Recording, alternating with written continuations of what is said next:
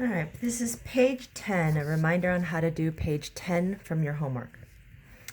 So you have to use the coordinate grid to find the length of each side of the triangle provided. Give answers in exact form and where necessary, round to the nearest hundredth.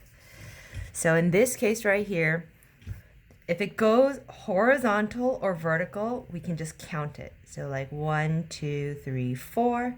This is 4 units. 1, 2, 3, 4, 5, 6, 7. This is 7 units. This automatically, a horizontal and a vertical line make a 90-degree angle. This we can't really count going sideways because this is not a whole unit right here. So we have to use the Pythagorean theorem, if you remember. We don't know what this is, so you can call it any letter you want. X is usually the most popular.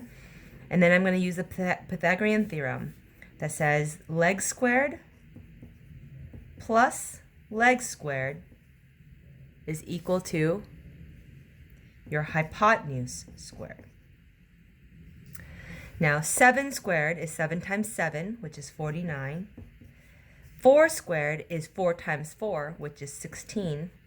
And then x squared, I can't simplify, so I just leave it x squared. 49 plus 16 is 5, 4, 5, 65. I just added these two together. And then some number squared is equal to 65. That number I get by square rooting both sides, if you remember. And here where they're talking about the exact form, that is just the square root of 65. That is the exact form. The necessary rounded answer to the nearest hundredth is when I plug this into the calculator. Now, if you remember, this is going to be approximately 60 square root of 64, we know is equal to 8, right? This is a little bit bigger than that. This is a little bit bigger than that, which means this is probably going to be equal to approximately maybe 8.1-ish, right? So on your calculator, this one asks you for the nearest hundredth. On your calculator, if you plug in square root of 65, let me plug it in right now. Square root of 65 actually gives you 8.06. So more accurate would be 8.06. So you can do it, if you want to do it to the nearest tenth, you can round it by approximating.